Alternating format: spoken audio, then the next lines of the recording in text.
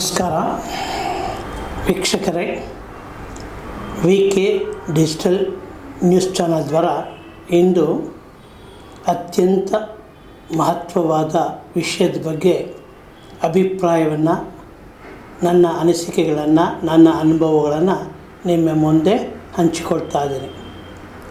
ಆರೋಗ್ಯವೇ ಭಾಗ್ಯ. ಈ ಆರೋಗ್ಯದ ಮುಖಾಂತರ ಈ ಒಂದು ಬೆಳಕನ್ನು ಚೆಲ್ಲಲು ಇಚ್ಛೆ ಪಡ್ತಾ ಇದ್ದೇನೆ. ಇತ್ತೀಚೆಗೆ ಕರ್ನಾಟಕದಲ್ಲಿ ಅತಿ ಹೆಚ್ಚು ಸಾವುಗಳು ಹೃದಯಾಘಾತದಿಂದ ಆಗ್ತಾಯಿದೆ. ಇದಕ್ಕೆ ಕಾರಣ, ಇದಕ್ಕೆ ಮುನ್ಸೂಚನೆ ಯಾವ ರೀತಿ ಇರುತ್ತೆ, ಪರಿಹಾರಗಳು ಹೇಗೆ ಅಂತ ಕನ್ನಡದಲ್ಲಿ ಸಂಕ್ಷಿಪ್ತವಾಗಿ ನಿಮ್ಮ ಮುಂದೆ ಇಡಲು ಇಚ್ಛಿಸುತ್ತೇನೆ. ಮೊಟ್ಟ ಮೊದಲನೇದಾಗಿ ಈ ಹೃದಯಾಘಾತ ಕಾರಣಗಳು ಅನೇಕ ರೀತಿಯಿಂದ ಬರುತ್ತೆ. ಮುನ್ಸೂಚನೆ ನಮಗೆ ಸಿಕ್ಕಿರುತ್ತೆ, ಆದರೂ ಕೂಡ ನಾವು ಅದನ್ನು ನಿರ್ಲಕ್ಷ್ಯ ಮಾಡ್ತಾಯಿದ್ವಿ. ಈ ನಮ್ಮ ಒಂದು ನಿರ್ಲಕ್ಷ್ಯತನವೇ ಈ ನಮ್ಮ ಸಾವಿಗೆ ಕಾರಣ ಆಗ್ತಾಯಿದೆ. ಯಾರು ಹೊಗೆ ಸೊಪ್ಪು, ಸಿಗರೇಟು, ಧೂಮಪಾನ ಮಾಡ್ತಾರೆ ಅವರಿಗೆ ಹೃದಯಾಘಾತ ಖಂಡಿತವಾಗಿ ಆಗತ್ತೆ. ಒಂದು ಸಿಗರೇಟ್ ಸೇವನೆಯಿಂದ ಮನುಷ್ಯನ ಆಯುಸ್ಸಿನಲ್ಲಿ 6 ದಿನಗಳು ಕಡಿಮೆ ಆಗುತ್ತೆ. ಇದು ಅಗೋಚರವಾಗಿ ಹೃದಯಾಘಾತ ಆಗುತ್ತೆ. ಇದು ಎಲ್ಲರಿಗೂ ಸಂಭವಿಸುತ್ತೆ. ಆದ್ದರಿಂದ ಈ ಒಂದು ಚಟವನ್ನು ಬಿಡಬೇಕು. ಎರಡನೇ, ರಕ್ತದಲ್ಲಿ ಅಡೆತಡೆ ಉಂಟಾಗುತ್ತೆ, ಹೃದಯದ ಒಂದು ಸ್ತಬ್ಧವಾಗುತ್ತದೆ. ಆದ್ದರಿಂದ ಇದು ನಿದ್ರೆಯಲ್ಲಿದ್ದಾಗಲೇ ಸಾಯ್ತಾರೆ ಅಥವಾ ಕುಳಿತಲ್ಲೇ ಸುಸ್ತಾಗಿ ಕೆಳಗೆ ಬೀಳ್ತಾರೆ. ಯಾರು ಈ ಚಟಕ್ಕೆ ಒಳಗಾಗಿರುತ್ತಾರೆ ಅವರಿಗೆ ಇದು ತಪ್ಪಿದ್ದಲ್ಲ. ಎರಡನೇ ಅಂಶ, ಮನುಷ್ಯನ ದೇಹ, ಅವನ ತೂಕ, ಸ್ಥೂಲಕಾಯ ಅಂತ ಕರೀತಾರೆ, ಒಬೆಸಿಟಿ ಅಂತ ಕೂಡ ಕರೀತಾರೆ. ಅಂಥವರು ಕೂಡ ಈ ಮಧುಮೇಹದ ಕಾರಣ ರಕ್ತದ ಏರು ಒತ್ತಡ ಆಗತ್ತೆ. ಸಾಮಾನ್ಯವಾಗಿ ಈ ಮಧುಮೇಹ ಅನ್ನತಕ್ಕಂಥದ್ದು ಒಂದು ಬಹು ಅಂಗಾಂಗಗಳ ವೈಫಲ್ಯಕ್ಕೆ ಮೂಲ ಕಾರಣ. ಮಧುಮೇಹದಿಂದ, ಅದರ ಏರು ಒತ್ತಡದಿಂದ, ರಕ್ತದ ಒತ್ತಡದಿಂದ ಮಾನವನ ಕಿಡ್ನಿ ಮೇಲೆ ಪರಿಣಾಮವಾಗುತ್ತೆ, ಹಾರ್ಟ್ ಅಟ್ಯಾಕ್ ಆಗುತ್ತೆ, ಪೆರಾಲಿಸಿಸ್, ಪಾರ್ಶ್ವವಾಯು ಬರುತ್ತೆ. ಅದರಿಂದ ಈ ಮಧುಮೇಹ ನಿಯಂತ್ರಣ ಮಾಡಿದರೆ ಹೃದಯಾಘಾತವನ್ನು ಖಂಡಿತವಾಗಿ ತಡೆಯಬಹುದು. ಅದರಿಂದ ಇದು ತುಂಬ ಅವಶ್ಯಕವಾಗಿದೆ. ಈ ಮಧುಮೇಹವನ್ನು ನಾವು ತಡಿಬೇಕಾಗುತ್ತೆ, ರಕ್ತದ ಏರು ಒತ್ತಡವನ್ನು ತಡಿಬೇಕಾಗುತ್ತೆ. ಸಾಮಾನ್ಯ ಜಂಕ್ ಫುಡ್ ಸೇವನೆ ಆಗತ್ತೆ, ಇದು ಕೂಡ ಹೃದಯಾಘಾತಕ್ಕೆ ಕಾರಣ. ಸಾಮಾನ್ಯವಾಗಿ 20% ಈ ಸ್ಥೂಲಕಾಯದವರು, ದಪ್ಪಗೆನ ದರಿಯಿರುವ ಶರೀರದವರು ಈ ಒಂದು ಸ್ಥೂಲಕಾಯಕ್ಕೆ ಹೃದಯಾಘಾತಕ್ಕೆ ಒಳಗಾಗ್ತಾರೆ. 20% ಒಂದು ಪರ್ಸೆಂಟೇಜ್ ಪ್ರಕಾರ ತಗೊಂಡ್ರೆ. ಮೂರನೆಯದಾಗಿ ರಕ್ತದಲ್ಲಿ ಜಿಡ್ಡು ಹೆಚ್ಚಾಗತ್ತೆ. ಸಾಮಾನ್ಯವಾಗಿ ನಾವು ಈ ಒಂದು ತುಪ್ಪ, ಎಣ್ಣೆ, ಬೆಣ್ಣೆ ಮುಂತಾದ ಒಂದು ಪದಾರ್ಥಗಳನ್ನು ಜಾಸ್ತಿ ಮಾಡ್ಕೊತೀವಿ.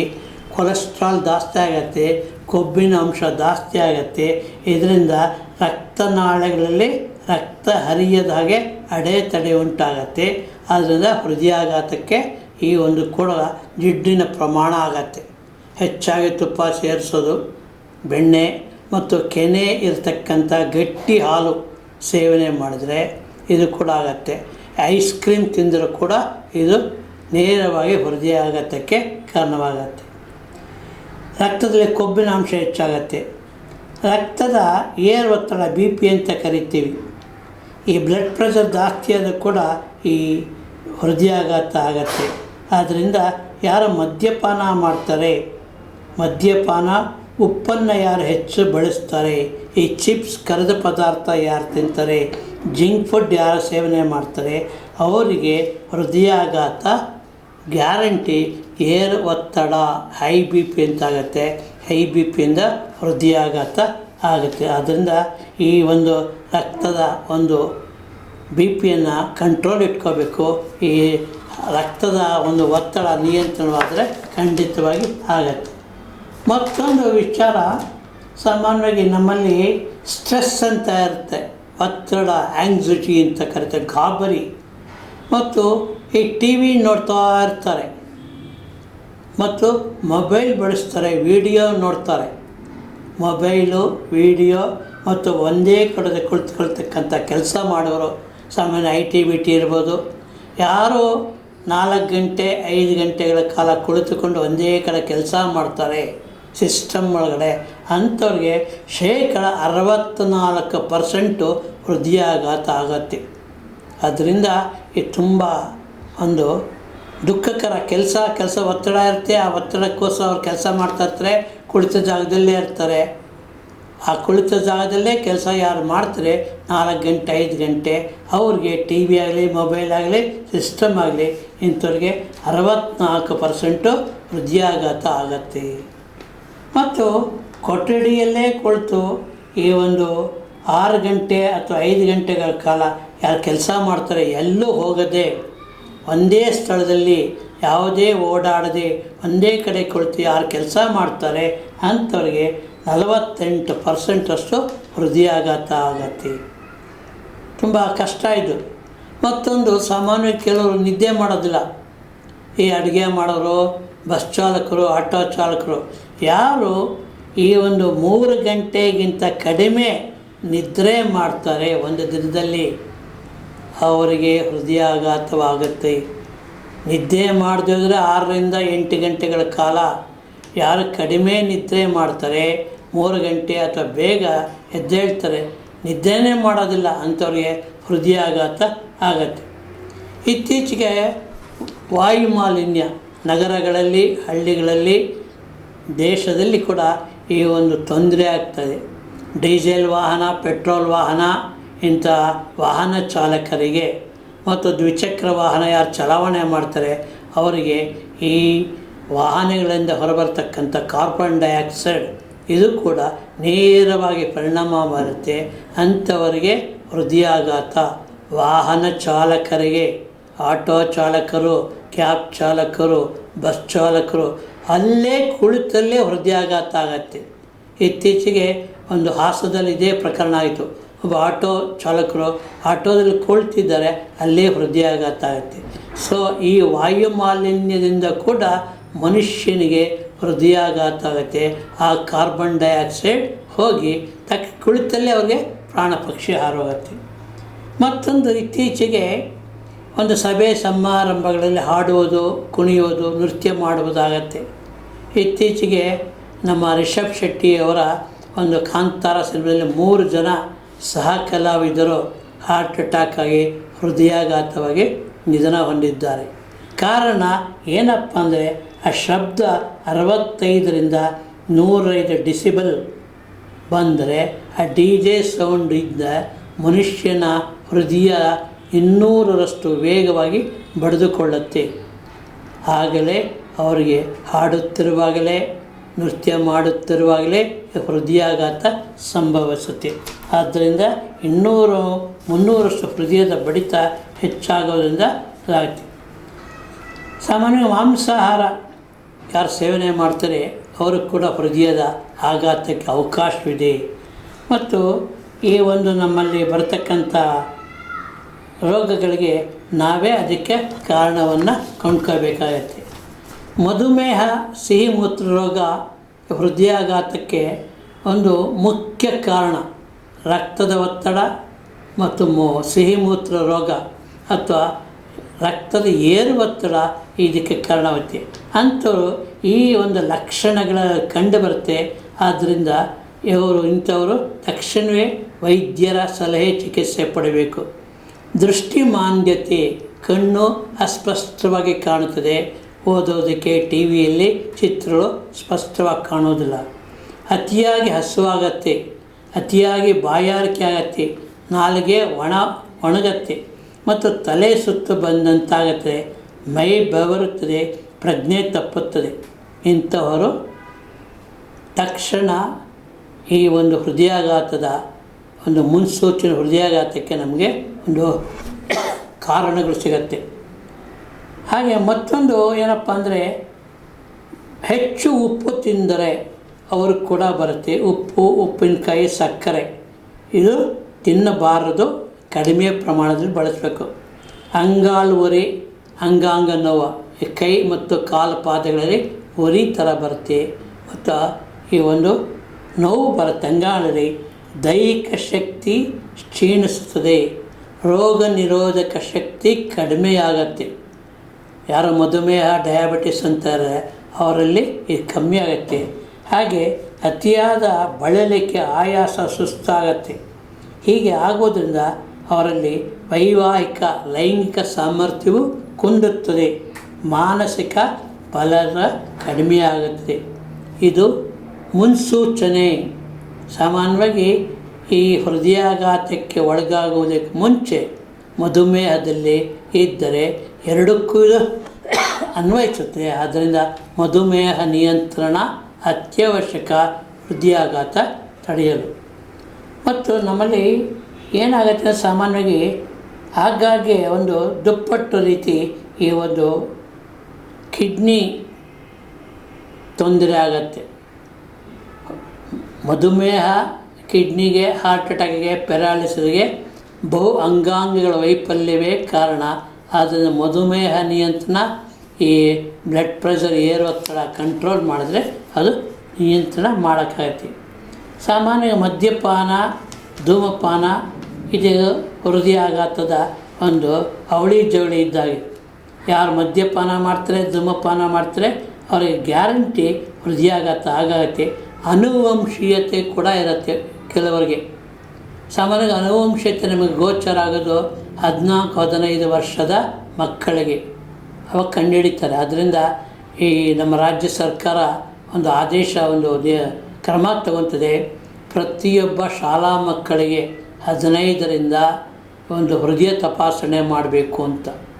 ಮತ್ತು ಈ ವಾಹನ ಚಾಲಕರಿಗೆ ಕೂಡ ಈ ಹೃದಯ ರೋಗದ ತಪಾಸಣೆ, ಆಟೋ ಇರ್ಬೋದು, ಕ್ಯಾಬ್ ಇರ್ಬೋದು, ಯಾರೇ ಇರಲಿ ಅದನ್ನು ಕೂಡ ಮಾಡೋದಕ್ಕೆ ಒಂದು ಸರ್ಕಾರ ನಿರ್ಧಾರವನ್ನು ತಗೊಂಡಿದೆ. ಇದು ಮನುಷ್ಯನಿಗೆ ಅತ್ಯಂತವಾದ ಪರಿಣಾಮವನ್ನು ಬೀರುತ್ತದೆ. ಪ್ರತಿಯೊಬ್ಬರು ಹೃದಯದ ಬಡಿತ 2 ಔನ್ಸ್ ರಕ್ತವನ್ನು ಅದು ಹರಡುತ್ತೆ. ಹೃದಯ ಅನ್ನತಕ್ಕಂಥದ್ದು ಮನುಷ್ಯನ ದೇಹದ ಎಡಭಾಗದಲ್ಲಿರುತ್ತೆ, ಶಂಕುವಿನ ಆಕಾರದಲ್ಲಿರುತ್ತೆ. 1 ನಿಮಿಷದಲ್ಲಿ 72 ಸಲ ಈ ಹೃದಯ ಬಡಿತವನ್ನು ಮಾಡುತ್ತೆ. 1 ಗ್ಯಾಲನ್ ಔನ್ಸ್ನಷ್ಟು ರಕ್ತವನ್ನು ಅದು 1 ನಿಮಿಷದಲ್ಲಿ ಹರಡುತ್ತೆ. 1 ದಿನದಲ್ಲಿ 150 ಗ್ಯಾಲನ್ಸ್ ರಕ್ತವನ್ನು ಹೃದಯದಿಂದ ಹರಿಸಿದೆ. ಹೃದಯದ ಈ ಒಂದು ಕೆಲಸ ಮನುಷ್ಯನ ದೇಹದಲ್ಲಿ ತುಂಬ ಪ್ರಮುಖವಾದದ್ದು. ರಕ್ತವನ್ನು ದೇಹದ ಎಲ್ಲ ಭಾಗಗಳಿಗೆ ಇದು ಸರಬರಾಜು ಮಾಡ್ತಕ್ಕಂಥ ಒಂದು ವಿಶೇಷವಾದ ಪಂಪ್ ಅಂತ ಕರೀಬೋದು. ಈ 300 ಗ್ರಾಮ್ ತೂಕ ಇರುತ್ತೆ ಒಂದು ಹೃದಯದ ತೂಕ. ಯಾವುದೇ ಇರಲಿ ಆ ಮನುಷ್ಯನ ಹೃದಯದ ತೂಕ 300 ಗ್ರಾಮ್ ಇರುತ್ತೆ. ಒಬ್ಬ ಮನುಷ್ಯನ ಮುಷ್ಟಿ ಎಷ್ಟಿದೆ, ಮುಷ್ಟಿ ಎಷ್ಟು ಇರುತ್ತೆ. ಮತ್ತು ಆ ಒಂದು 2% ಹೃದಯದ ತೂಕ ಇರುತ್ತೆ. ಯಾವ ಮನುಷ್ಯನ ತೂಕದಲ್ಲಿ ಎಷ್ಟಿದೆ ಅದರ 2% ಈ ಹೃದಯದ ತೂಕ ಇರುತ್ತೆ. ಹೃದಯದ ಎಡಭಾಗದಲ್ಲಿ ಸಂಚರಿಸಿದ ಪ್ರತಿಯೊಬ್ಬ ಉಸಿರಾಟದಲ್ಲಿ ಗಾಳಿಯ ಮೂಲಕ ಈ ಆಮ್ಲಜನಕವನ್ನು ಇದು ನಾವು ತೆಗೆದುಕೊಂಥ ಉಸಿರಾಟದ ಗಾಳಿ ಮೂಲಕ ಆಮ್ಲಜನಕವನ್ನು ಹೃದಯದ ರಕ್ತದ ಮೂಲಕ ಎಲ್ಲ ಭಾಗಗಳಿಗೆ ಹರಡುತ್ತದೆ. ಹೀಗೆ ಹೃದಯಾಘಾತದ ಒಂದು ರಕ್ತದಲ್ಲಿ ಒಂದು ರಕ್ತವನ್ನು ಹೆಪ್ಪುಗಟ್ಟೋದ್ರಿಂದ ಹೃದಯಾಘಾತ ಆಗುತ್ತೆ. ರಕ್ತ ಗಟ್ಟಿಯಾಗೋದ್ರಿಂದ ಶ್ವಾಸಕೋಶಗಳಿಗೆ ತಲುಪಿಸಲು ಕಷ್ಟ ಆಗುತ್ತೆ. ಹೃದಯಾಘಾತಕ್ಕೆ ಹೋಗದೆ ರಕ್ತಾಘಾತ ಆಗುತ್ತದೆ.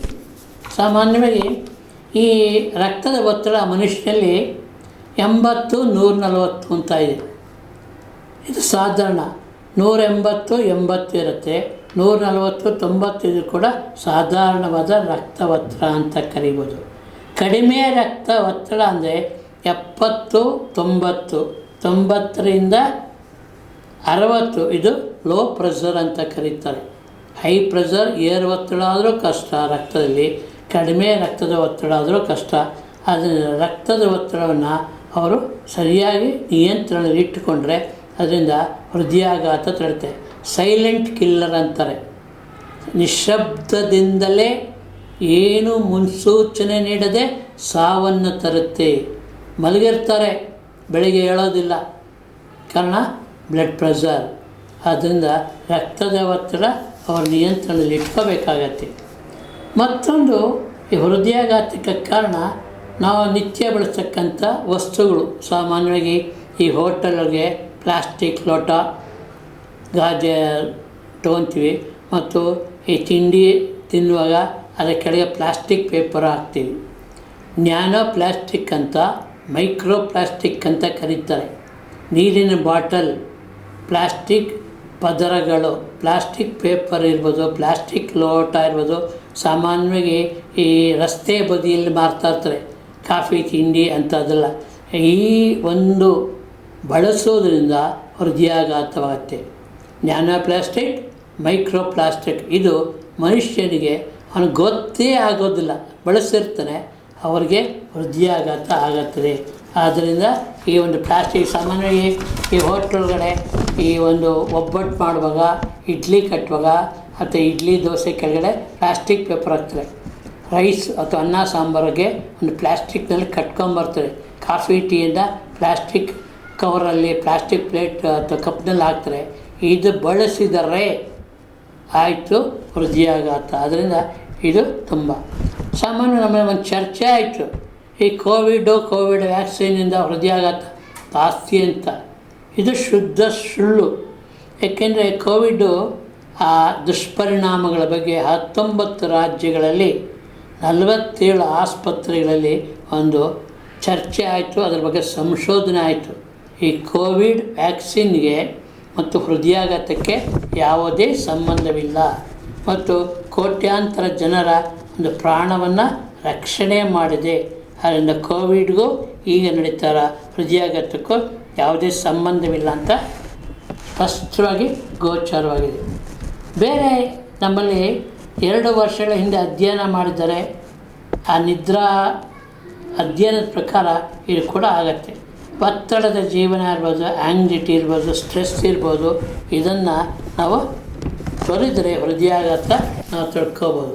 ಆದ್ದರಿಂದ ನಮ್ಮಲ್ಲಿ ಹೃದಯಾಘಾತಕ್ಕೆ ಚಿಕಿತ್ಸೆ ಏನು, ಅದರ ಮುನ್ಸೂಚನೆ ಹೇಗೆ, ಅದರ ಟ್ರೀಟ್ಮೆಂಟ್ ಏನು ಅಂತ. ಸುಮಾರು ಹೃದಯಾಘಾತ ಆಗುವಾಗ ಅದರ ಮುನ್ಸೂಚನೆಗಳು ನಮಗೆ ಮೊದಲೇ ಗೊತ್ತಾಗತ್ತೆ. ಆಯಾಸವಾಗೋದು, ಸುಸ್ತಾಗೋದು, ಪ್ರಜ್ಞೆ ತಪ್ಪೋದು, ಮೆಟ್ಟಲುಗಳನ್ನು ಹತ್ತಕ್ಕಾಗದೇ ಇರೋದು, ಕುಸಿದು ಬೀಳುವುದು, ವಾಂತಿ. ಇದಾಗ ಮುನ್ಸೂಚನೆ. ತಕ್ಷಣವೇ ನಾವು ವೈದ್ಯರನ್ನು, ಹೃದಯ ತಜ್ಞರನ್ನು ಭೇಟಿಯಾದರೆ ಸಾವನ್ನು ತಡೆಯಬೋದು. ಈ ಸಾವನ್ನು ತಡೆಯೋದಕ್ಕೆ ಕೆಲವು ಮುನ್ಸೂಚನೆಗಳು, ಪರಿಣಾಮ ಟ್ರೀಟ್ಮೆಂಟ್ ಅಂತ ಕೊಡ್ತಾರೆ. ಆ ಡಯಾಗ್ನೋಸ್ ಏನೇನು ಟೆಸ್ಟ್ ಮಾಡ್ತಾರೆ ಅಂದರೆ, ಒಂದು ಮೊಟ್ಟಮೊದಲಾಗಿ ECG ಅಂತ. ಸಾಮಾನ್ಯವಾಗಿ ಯಾರಿಗೆ ಎದೆ ನೋವು, ಎದೆ ಉಬ್ಬರ, ಆಗತ್ತೆ ಅಂದರೆ ECG ಅಂತ ಮಾಡ್ತಾರೆ. ಇದು ವಿದ್ಯುತ್ ಹೃದಯದ ರೇಖಾಚಿತ್ರ, ಒಂದು ರೇಖಾಚಿತ್ರ. ಇದು ECG ಮೂಲಕ ಬರುತ್ತೆ. ಹೃದಯದ ಅಡ್ಡದ ಪರಿಣಾಮಗಳು ಏನಾಗ್ತಾಯಿದೆ, ಹೃದಯಕ್ಕೆ ಏನಾದರೂ ತೊಂದರೆ ಎಲ್ಲಾಗ್ತದೆ, ಅಡ್ಡ ಪರಿಣಾಮ ಏನಾಗ್ತಾಯಿದೆ ಅನ್ನೋದನ್ನು ECG ಮೂಲಕ ನಾವು ಕಂಡ್ಕೋಬೋದು. ಎರಡನೇದಾಗಿ TEMT ಅಂತ, ಟ್ರೆಡಮಿಲ್ ಟೆಸ್ಟ್ ಅಂತ. ಈ ಟ್ರೆಡಮಿಲ್ ಟೆಸ್ಟು ಈ ಕರೋನರಿ ನಾಳಗಳು, ಏನು ನಮ್ಮ ಹೃದಯದ ನಾಳಗಳಾಗಿದೆ, ಕರೋನರಿ ನಾಳ ಅಂತ ಕರೀತಾರೆ.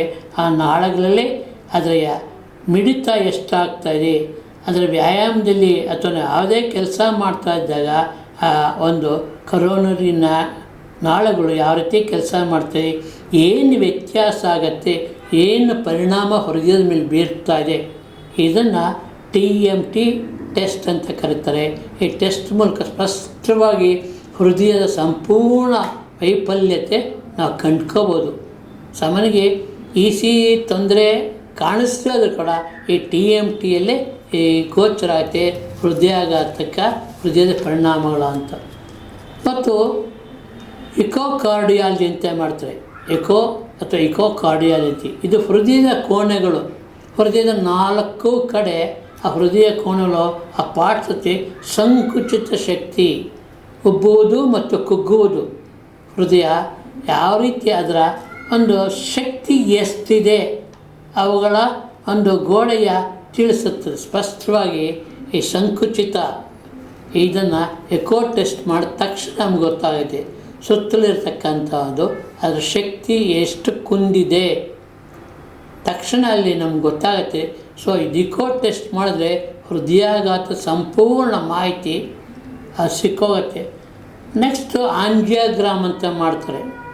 ಆಂಜಿಯೋಗ್ರಾಮ್ ಬೈಪಾಸ್ ಸರ್ಜರಿ ಆಗೋದಕ್ಕೆ ಮುಂಚೆ ಪ್ರತಿಯೊಬ್ಬ ರೋಗಿಗೆ ಆಂಜಿಯೋಗ್ರಾಮ್ ಮಾಡ್ತಾರೆ. ಕೈಗಳ ಮೂಲಕ ಅಥವಾ ತೊಡೆಯ ಭಾಗದಲ್ಲಿ ಮತ್ತು ಕರೋನರಿ ನಾಳಕ್ಕೆ ಒಂದು ಶಾಕ್ ಕಿರಣ ಬಿಟ್ಟು ಅಲ್ಲಿ ನಿರೋಧಕ ಶಕ್ತಿಯನ್ನು ಬಿಟ್ಟು ಎಷ್ಟು ರಕ್ತನಾಳದಲ್ಲಿ ಎಲ್ಲೆಲ್ಲಿ ಅಡೆತಡೆಯಾಗಿದೆ, ಏನಾಗ್ತಾ ಇದೆ ರಕ್ತನಾಳದಲ್ಲಿ, ಯಾಕೆ ಅದು ಚಲನೆಯಲ್ಲಿ ಆಗ್ತಾಯಿಲ್ಲ, ಅದರ ಅಡೆತಡೆಯನ್ನು ನಾವು ನೋಡ್ತಾರೆ ಮತ್ತು ಇದು ತಕ್ಷಣ ನಮಗೆ ತಿಳಿಸತ್ತೆ. ಸೊ ರಕ್ತನಾಳಗಳ ಒಂದು ವೈಫಲ್ಯ, ಅದರ ಚಲನೆ, ನಿರೋಧಕ ಶಕ್ತಿ ಎಷ್ಟಿದೆ ಅನ್ನೋದನ್ನು ಆಂಜಿಯೋಗ್ರಾಮ್ ಮಾಡ್ತಾರೆ. ಆಂಜಿಯೋಗ್ರಾಮ್ ಮೂಲಕ ಕೈ ಮೂಲಕ ತಪ್ಪರೆ ಕಾಲಿನ ಮೂಲಕ ಮಾಡ್ತಾರೆ. ಇದು ಕೂಡ ಹೃದಯದ ಒಂದು ಪರಿಸ್ಥಿತಿಯನ್ನು ನಮಗೆ ತಿಳಿಸುತ್ತೆ. ಹೀಗೆ ನಾವು ಸಾಮಾನ್ಯವಾಗಿ ಈ ಒಂದು 4-5 ರಕ್ತ ಪರೀಕ್ಷೆ ಕೂಡ ಮಾಡ್ತೀವಿ. ರಕ್ತ ಪರೀಕ್ಷೆಯ ಮೂಲಕ ಆ ಒಂದು ಕೊಬ್ಬಿನ ಅಂಶ ಮತ್ತು ಅವನ ಪಥ್ಯ ಎಲ್ಲವೂ ಕೂಡ ಗೊತ್ತಾಗಿದೆ. ಹೀಗೆ ನಾವು ಇದನ್ನು ಕಡಿಮೆ ಮಾಡ್ಕೋಬೋದಾಗತ್ತೆ. ಯಾರಿಗೆ ಹೃದಯಾಘಾತ ಆಗತ್ತೆ, ಹೃದಯಾಘಾತಕ್ಕೆ ಮುಂಚೆ ಏನು ಮಾಡ್ಕೋಬೋದು ಅದನ್ನು. ಸಾಮಾನ್ಯವಾಗಿ ಈ ಒಂದು ಹೃದಯಾಘಾತ ಅಥವಾ ಮಧುಮೇಹ ಇರ್ತಕ್ಕಂಥವ್ರಿಗೆ ಕೆಲವು ನಿಷಿದ್ಧ ವಸ್ತುಗಳಿದೆ. ಸಂಪೂರ್ಣ ಬಿಟ್ಬಿಟ್ರೆ ತುಂಬ ವಾಸಿ. ಮಾವಿನ ಹಣ್ಣು ತಿನ್ನಬಾರ್ದು, ಸಪೋಟ, ಮೋಸಂಬಿ, ಕಬ್ಬಿನ ಹಾಲು ಮತ್ತು ಈ ಸಾಫ್ಟ್ ಡ್ರಿಂಕ್ಸ್ ತಕ್ಷಣ ಇದು ಅಡ್ಡ ಪರಿಣಾಮ ಬೀಳುತ್ತೆ. ಎಳ್ನೀರು ಮತ್ತು ಈ ಆಲೂಗಡ್ಡೆ, ಬೆಲ್ಲ, ಸಕ್ಕರೆ, ಬಾಳೆಹಣ್ಣು ಇವುಗಳನ್ನು ತ್ಯಜಿಸಿದರೆ ಆ ರೋಗಿ ಬದುಕ್ತಾನೆ, ಬಳಸಿದರೆ ಸಾಯ್ತಾನೆ. ಇತಿಮಿತಿ ಅಂತ ಇದೆ, ಅತಿಯಾದರೆ ಸಾವು ಬರುತ್ತದೆ. ಅಕ್ಕಿ ಈ ಒಂದು ಆಹಾರದಲ್ಲಿ ನಾವು ಅನ್ನದ ಪದಾರ್ಥಗಳನ್ನು ಕಡಿಮೆ ಮಾಡಬೇಕಾಗುತ್ತದೆ. ಕಾಫಿ, ಟೀ, ಬಿಸ್ಕೆಟ್ಟು ಬಿಟ್ಬಿಡಬೇಕು. ಕಾಫಿ, ಟೀ ಮತ್ತು ಬಿಸ್ಕಟ್ಟು, ಒಂದು ಬೇಕರಿ ಐಟಮ್ಸು ಮತ್ತು ಬ್ರೆಡ್ಡು ಮುಂತಾದ ವಸ್ತುಗಳನ್ನು ಬಿಡಬೇಕಾಗುತ್ತದೆ. ಮತ್ತು ಸಾಮಾನ್ಯವಾಗಿ ಈ ಹೊಗೆ ಸೊಪ್ಪು ನಿಷೇಧ. ಯಾರು ಈ ಗುಟ್ಕಾ, ಪಾನ್ ಪರಾಗ ಹಾಕ್ತಾರೆ ಅಂಥವರು ಕೈ ಬಿಟ್ಟರೆ ಉಳಿತಾರೆ, ಅದನ್ನು ತೊಗೊಂಡ್ರೆ ಸಾಯ್ತಾರೆ. ಮದ್ಯಪಾನ ಸಂಪೂರ್ಣವಾಗಿ ಬಿಡಬೇಕು. ಹೃದಯ ರೋಗ ಇರತಕ್ಕಂಥವರು ಯಾವುದೇ ಥರ ಮದ್ಯಪಾನವನ್ನು, ಧೂಮಪಾನವನ್ನು ಸೇವನೆ ಮಾಡಬಾರ್ದು. ಸೇವಿಸಿದರೆ ಆರೋಗ್ಯ ಕೆಡತ್ತೆ, ಸಾವು ಖಂಡಿತ. ಸಾಮಾನ್ಯ ಈ ಆಹಾರಗಳಲ್ಲಿ ಎಲೆಕೋಸು, ನುಗ್ಗೆ ಸೊಪ್ಪು, ಕ್ಯಾರೆಟು, ಹುರುಳಿಕಾಯಿ, ನೇರಳೆಹಣ್ಣು, ಪಪ್ಪಾಯಿ, ನಿಂಬೆಹಣ್ಣು, ಬೆಳ್ಳುಳ್ಳಿ, ಈರುಳ್ಳಿ ಮುಂತಾದವುಗಳನ್ನು ಹೆಚ್ಚು ಬಳಸ್ಬೋದು. ಇದರಿಂದ ನಮಗೆ ಆಹಾರದಲ್ಲಿ ನಿಷಿದ್ಧವಾಗಿರೋದು ಬಿಡಬೇಕು, ಅನುಕೂಲಕರವಾದನ್ನು ನಾವು ಬಳಸಬೇಕಾಗುತ್ತದೆ. ಈ ಬಳಸೋದ್ರಿಂದ ನಾವು ಹೃದಯಾಘಾತ ಇತ್ತೀಚೆಗೆ ಹಾಸನದಲ್ಲಿ 24 ಸಾವುಗಳಾಗಿದೆ. 24 ಸಾವುಗಳಲ್ಲಿ ಒಂದು ಬೆಂಗಳೂರಿನ ಜಯದೇವ ಆಸ್ಪತ್ರೆ ನಿರ್ದೇಶಕರಾದ ಡಾಕ್ಟರ್ ರವೀಂದ್ರನಾಥರು ಒಂದು ವರದಿ ಕೊಟ್ಟಿದ್ದಾರೆ. 10ನೇ ತಾರೀಕು 7ನೇ ತಿಂಗಳು, ನಿನ್ನೆ ಜುಲೈಗೆ ಆ ವರದಿಯಲ್ಲಿ ಪ್ರಮುಖವಾದ 4 ಅಂಶಗಳನ್ನು ಅವರು ರಾಜ್ಯ ಸರ್ಕಾರಕ್ಕೆ ತಿಳಿಸಿದ್ದಾರೆ. ಹಠಾತ್ ಸಾವು ಆದಾಗ ಹೃದಯಾಘಾತ ಅಂಥವರ ಒಂದು ಶವ ಪರೀಕ್ಷೆ ಪೋಸ್ಟ್ಮಾರ್ಟಮ್ ಮಾಡಲೇಬೇಕು ಅಂತ. ಇದು ಸಾಧ್ಯ ಆಗತ್ತೆ ಇಲ್ಲ, ಸರ್ಕಾರಕ್ಕೆ ಬಿಟ್ಟಿದ್ದು. ಸೊ ಯಾರು ಸಡನ್ನಾಗಿ ಡೆತ್ ಆಗುತ್ತೆ ಹಾರ್ಟ್ ಅಟ್ಯಾಕ್ ಆಗಿ ಅಂಥವರ ಒಂದು ಶವ ಪರೀಕ್ಷೆಯನ್ನು ಮಾಡಬೇಕು ಅಂತ ಮೊಟ್ಟ ಮೊದಲನೇದಾಗಿ. ಎರಡನೇದಾಗಿ ವಿದ್ಯಾರ್ಥಿಗಳು, ಶಿಕ್ಷಕರು, ಜಿಮ್ನೇಷಿಯನ್, ದೈಹಿಕ ತರಬೇತಿದಾರರಿಗೆ CPR ತರಬೇತಿ ಅಂತ ಕೊಡ್ತಾರೆ. ಹೃದಯಾಘಾತ ಆಗೋದಕ್ಕೆ ಮುಂಚೆ ಈ ಒಂದು ತರಬೇತಿಯನ್ನು ಸಾಮಾನ್ಯವಾಗಿ ಎಲ್ಲ ಕಡೆ ನೀಡ್ತಾರೆ. ಟೀಚರ್ಸ್ಗೆ, ಮಕ್ಕಳಿಗೆ ಮತ್ತು ದೈಹಿಕ ಶಿಕ್ಷಕರು ಅಂಥವ್ರಿಗೆ ಕಡ್ಡಾಯವಾಗಿ ಕ್ಯಾಂಪ್ ಮೂಲಕ ತರಬೇತಿ ನೀಡಿ ಹೃದಯಾಘಾತ ಆದವರ ಪ್ರಾಣ ಉಳಿಸೋದಕ್ಕೆ ಒಂದು ಯೋಜನೆಯನ್ನು ಮಾಡಿದ್ದಾರೆ. ಹಾಗೆ ಆಟೋ ಮತ್ತು ಕ್ಯಾಬ್ ಚಾಲಕರಿಗೆ ಹೃದಯ ಸ್ಕ್ರೀನಿಂಗ್ ಮಾಡಬೇಕು ಅಂತ. ಯಾರು ವಾಹನ ಓಡಿಸ್ತಾ ಇದ್ದಾರೆ ಮತ್ತು ಆಟೋ ಇರ್ಬೋದು, ಕ್ಯಾಬ್ ಇರ್ಬೋದು, ಯಾವುದೇ ವಾಹನ ಚಾಲಕರು ಅವರ ಹಾರ್ಟ್ ಸ್ಕ್ರೀನಿಂಗ್ ಅಂತ ಮಾಡ್ತಾರೆ. ಆ ಸ್ಕ್ರೀನಿಂಗ್ ಮುಖಾಂತರ ಆ ಹೃದಯಾಘಾತವನ್ನು ತಡೆಯಬಹುದು.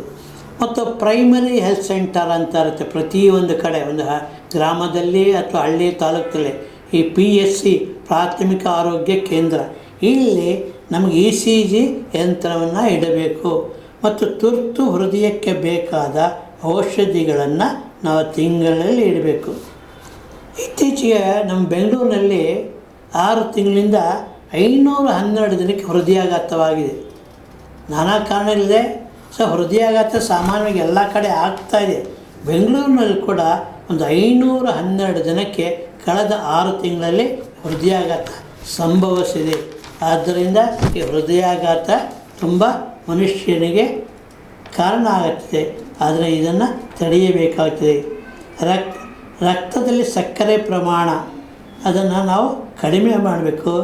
ಊಟ ಮತ್ತು ತಿಂಡಿ ಆದಮೇಲೆ ಈ ಒಂದು ರಕ್ತದ ಪ್ರಮಾಣವನ್ನು ಬ್ಲಡ್ ಟೆಸ್ಟ್ ಮಾಡಿಸ್ಕೊಂಡ್ರಾಗ ಅಲ್ಲಿ ನಮ್ಗೆ ಗೊತ್ತಾಗತ್ತೆ.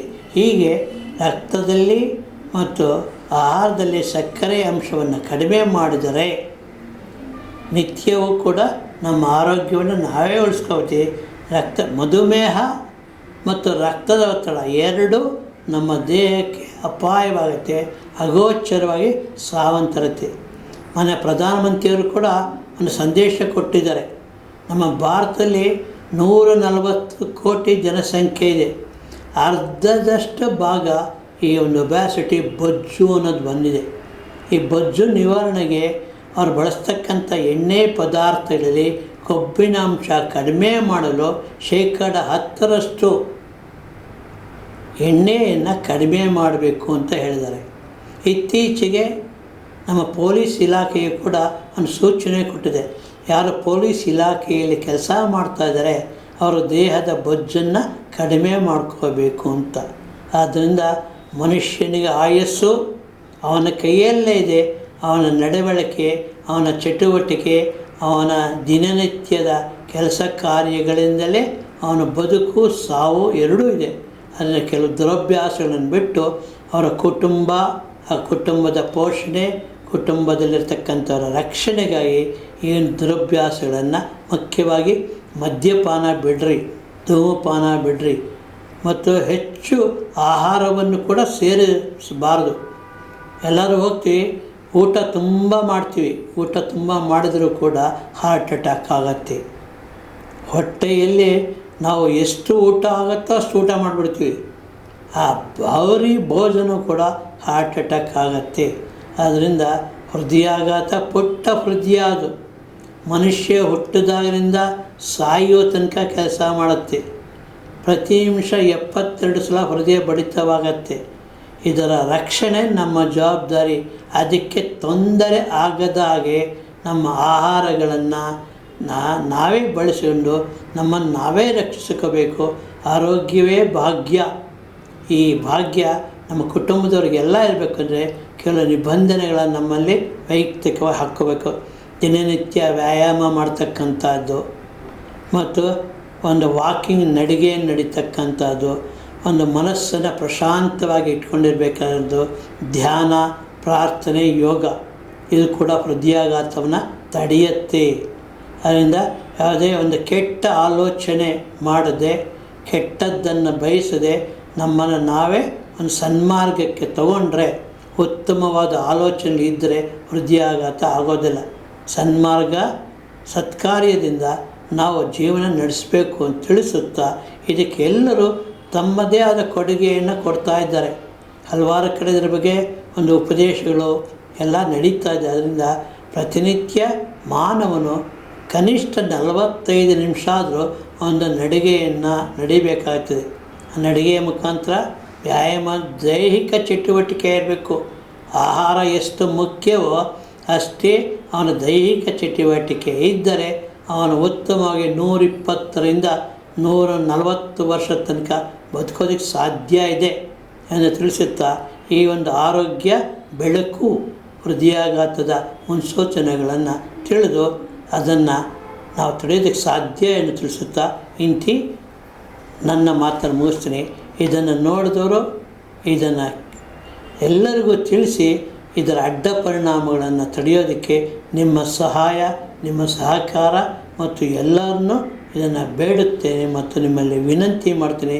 ಪ್ರತಿಯೊಬ್ಬರೂ ಜೀವ ಮುಖ್ಯವಾದದ್ದು, ತಮ್ಮ ಆರೋಗ್ಯವನ್ನು ತಾವೇ ರಕ್ಷಿಸಿಕೊಳ್ಳಬೇಕು ಅಂತ ಮನವಿ ಮಾಡ್ತೀನಿ. ಇಂತಿ ಯಲಹಂಕದ KS ವಿಜಯಕುಮಾರ್. ನಮಸ್ಕಾರಗಳು. ಇದು ಈವರೆಗಿನ ಸುದ್ದಿಗಳು. ಮತ್ತಷ್ಟು ಸುದ್ದಿಗಳಿಗಾಗಿ ನೋಡ್ತಾ ಇರಿ VK ಡಿಜಿಟಲ್ ನ್ಯೂಸ್. ವೀಕ್ಷಕರೇ, VK digital news YouTube channel ಅನ್ನು ಲೈಕ್ ಮಾಡಿ, ಸಬ್ಸ್ಕ್ರೈಬ್ ಮಾಡಿ ಮತ್ತು ಹೆಚ್ಚಿನ ಜನರಿಗೆ ಶೇರ್ ಮಾಡಿ.